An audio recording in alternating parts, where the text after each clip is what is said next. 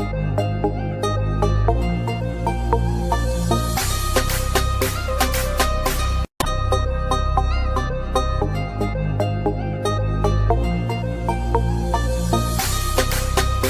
Hind, Vande Mataram dear student. स्वागत है आपका आपके अपने यूट्यूब लर्निंग प्लेटफॉर्म माई डीडीयू यूनिवर्सिटी पे। स्टूडेंट्स, प्रीवियस ईयर के पेपर के इस सीरीज में हम आगे बढ़ते हुए आज आपके लिए लेके अवेलेबल हैं जो आपका पेपर है हिंदी का, यानी जो हमारे बीए सेकेंड सेमेस्टर के स्टूडेंट हैं। आप देख सकते हैं स्टूडेंट, बीए सेकेंड सेमेस्टर के जो स्टूडेंट हैं उनके लिए ये 2022 का मिड टर्म का पेपर, जी हाँ स्टूडेंट, HND 105 मिड टर्म का पेपर जो 2022 का है, हम आपके लिए लेकर अवेलेबल है स्टूडेंट्स।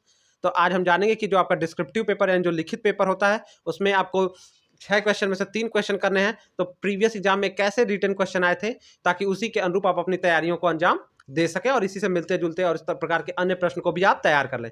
तो बढ़ते हैं स्टूडेंट और देखते हैं कैसे क्वेश्चन आए थे। पहला क्वेश्चन जो आया था, देखिए हमने आपके लिए स्पष्ट लिख दिया स्टूडेंट, ताकि फोटो क्लियर नहीं था इसलिए। तो पहला क्वेश्चन कह रहा है कि कार्यालय पत्र कितने प्रकार के होते हैं, परिचय दीजिए। ठीक है, तो फर्स्ट क्वेश्चन जो ऑफिशियल लेटर होता है वो कितने टाइप का होता है और उसको बताइए।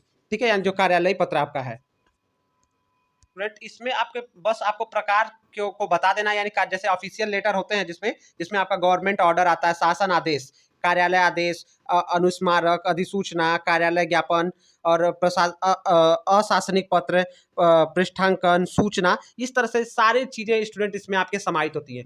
स्टूडेंट आपको बता देना चाहते हैं कि हमने इस पेपर में बस आपको क्वेश्चन बताया और थोड़ा बहुत बताया कि इसमें आप क्या क्या करेंगे। स्टूडेंट, इसका आंसर हमने अपने टेलीग्राम ग्रुप पे अपलोड किया, आप वहां से चाहे तो जाके आप वहां से डाउनलोड कर सकते हैं। टेलीग्राम का लिंक और व्हाट्सएप का लिंक हमारे ग्रुप के डिस्क्रिप्शन में रहेगा। स्टूडेंट, चाहे तो आप इसको अपने हिसाब से अपने बुक से या इंटरनेट की मदद से भी आप इस क्वेश्चन को सॉल्व कर सकते हैं। हमारा मकसद है आपको बस क्वेश्चन से परिचित कराना। इसका आंसर टेलीग्राम ग्रुप में अवेलेबल है, आप जाके वहां से डाउनलोड कर सकते हैं।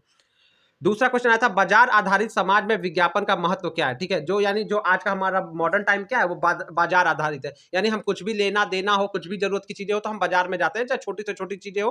पहले के जमाने में लोग अगल बगल या चीजों का निर्माण करते थे, मांग कर काम करते, लेकिन आज जो समाज है वो विज्ञापन का दौर है और बाजार मतलब सब चीज बाजार में ही अवेलेबल है। तो विज्ञापन का क्या रोल है उसमें, इसको आपको बताना है। ठीक है, इस क्वेश्चन को आपको, दूसरा क्वेश्चन ये था। जो तीसरा प्रश्न आया था स्टूडेंट, वो कह रहा था कि संक्षेपण और पल्लवन को परिभाषित कीजिए। ठीक है, जो थर्ड क्वेश्चन था कि संक्षेपण और पल्लवन को परिभाषित कीजिए। ठीक है, तो संक्षेपण क्या होता है, जब कोई भी सूचना को संक्षेप में किया जाता है और सारी चीजों को, बड़ी चीजों के मुख्य बिंदुओं को क्रमवार तरीके से संक्षेप में कर देना ही संक्षेपण है। और पल्लवन मत में छोटी सी जानकारी या छोटा सा जो आदेश आता है उसको विस्तार पूर्वक समझाकर उसके अंतर्गत, जैसे कोई मान लीजिए कोर्ट का ऑर्डर आ गया कि ये है, तो उसका जो पल्लवन होगा वो पूरा आपका पॉइंट, ये आपको छोटी छोटी बातें साफ कर देने के लिए होता है। जैसे कोई है कि इस कानून में ये चीजें हैं, अगर मतलब कब क्या चीज पे क्या लगेगा, कब क्या होगा, हर प्रमुख बिंदुओं को समझा दिया जाता है। ठीक है, चलिए अगला क्वेश्चन देख लेते हैं जो आया था स्टूडेंट। जो अगला क्वेश्चन आया था, कह रहा था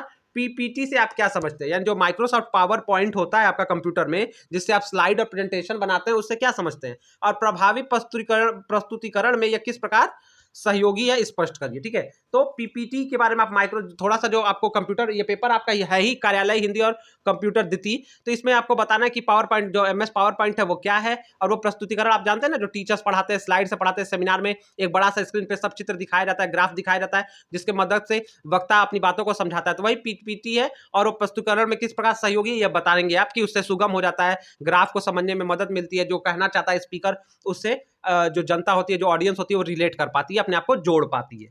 चलिए अगला क्वेश्चन जो आया था वो भी देख लेते हैं हिंदी का। अगला क्वेश्चन जो था वो कह रहा है प्रतिवेदन का आशय स्पष्ट करिए। ठीक है, तो अगला जो 5वां क्वेश्चन आया था स्टूडेंट, वो कह रहा है कि प्रतिवेदन क्या होता है और इसके आशय को क्या करिए, आप बताइए। कि स्टूडेंट, जो प्रतिवेदन होता है, मैं शॉर्ट में थोड़ा सा बता दूंगा, आप उसको आप देख लीजिएगा। प्रतिवेदन क्या होता है, भूत या वर्तमान में हुए कुछ प्रसंग यानी कुछ घटना और विषय का संक्षिप्त रूप में क्रमबद्ध तरीके से विवरण देना। वह लिखित सामग्री जिसमें कार्य योजना, घटना, समारोह आदि के बारे में प्रत्यक्ष छानबीन करके रिपोर्ट तैयार की जाती है, उसे ही प्रतिवेदन कहते हैं। प्रतिवेदन को से हम घटना, प्रसंग तथा विषय के बारे में संक्षिप्त रूप से समझ सकते हैं। ठीक है, तो ये सारी चीजें प्रतिवेदन लिखने में क्या करना चाहिए, प्रतिवेदन क्या होता है, इसमें आपको बताना होगा, इसकी विशेषताएं क्या होती हैं, प्रतिवेदन कैसा होता है, संक्षिप्त होना चाहिए, सटीक होना चाहिए, प्रतिवेदन ये सारी चीजें आपको बता देनी है, ठीक है, कि इसमें प्रतिवेदन लिखे जाते हैं कि व्यक्ति की पूरी जांच के बाद परिणाम जो निकलता है उसी को प्रतिवेदन में लिखा जाता है। जब किसी बारे में मैटर के बारे में पूरा इन्वेस्टिगेट या जो जांच पड़ताल की जाती है, मतलब ये सारी चीजें है कि पूरा निष्कर्ष निकालने के बाद जब वो तैयार होता है तब प्रतिवेदन को लिखा जाता है। जब कोई विषय वस्तु मुद्दा मामला ये सारी चीजें के लोगों के विरुद्ध रहता है तब छानबीन की आवश्यकता आती है, इससे में भी प्रतिवेदन लिखा रहता है। तो इसको आप लिख लीजिएगा, ठीक है। नेक्स्ट क्वेश्चन देखते हैं। तो लास्ट क्वेश्चन आया था स्टूडेंट, वो क्या कह रहा था देख लीजिए जरा। लास्ट क्वेश्चन कर रहा था ई पुस्तकालय के महत्व के बारे में प्रकाश डालिए। तो देखिए ई ई जो आपका डिजिटल लाइब्रेरी या जिसको ई पुस्तकालय कहते हैं, ई लाइब्रेरी भी कहते हैं, तो ये क्या है? तो ई लाइब्रेरी आप जानते हैं कि ऑनलाइन जो पुस्तकालय अवेलेबल है, इसमें वीडियो लेक्चर्स, ऑडियो लेक्चर्स, पुस्तकें ऑनलाइन डिजिटल रूप में होती है, जिससे छात्र या स्टूडेंट या जो शिक्षार्थी जो लर्नर है, जो सीख रहा है छात्र, वो अपने घर बैठे या अपने सुविधा अनुसार इंटरनेट की सहायता से वो लाइब्रेरी को एक्सेस कर लेता है। और इसका महत्व क्या है कि एक ही मतलब एक जैसे आप पुस्तक से पढ़ते हैं तो एक छात्र को एक पुस्तक चाहिए, जबकि डिजिटल फॉर्म में अगर एक पीडीएफ से आप पढ़ रहे हैं या ऑनलाइन पढ़ रहे हैं, पीडीएफ के थ्रू पढ़ना, ऑनलाइन पढ़ना, डिजिटल पढ़ना, ये सारी चीजें ई पुस्तकालय में आती है, ठीक है। तो आपको छात्र को एक आईडी पासवर्ड स्कूल द्वारा दे दी जाती है, जिसपे वो जाके ऑनलाइन, चाहे छात्र अपनी मर्जी से कोई ऑनलाइन कोर्स खरीद लेता है पुस्तकालय का, और वहां पे अपने ऑनलाइन से अपनी पुस्तकें निकाल कर वो पढ़ सकता है, ठीक है। तो ये सारी चीजें, इससे क्या हो गया, सुगमता आ गई है, और ये सारी चीजें हैं आपको बता देनी स्टूडेंट। तो आशा करता हूं आपको समझ में आ गया होगा। आप इसके आंसर के लिए हमारे टेलीग्राम चैनल विजिट कर सकते हैं। आप देख सकते हैं कि ये सारे क्वेश्चन आए थे, ये ब्लर था इसलिए हमने आपको एक बार में कार्यालय पत्र, बाजार आधारित विज्ञापन, संक्षेपण, पल्लवन, पीपीटी और प्रतिवेदन और ई पुस्तकालय के क्वेश्चन आए थे। तो स्टूडेंट इसी के अनुरूप अपने क्वेश्चन को तैयार कर लेगा। आपका एग्जाम बहुत अच्छा हो। Good luck. मिलते हैं नेक्स्ट वीडियो में, तब तक अपना ख्याल रखिए।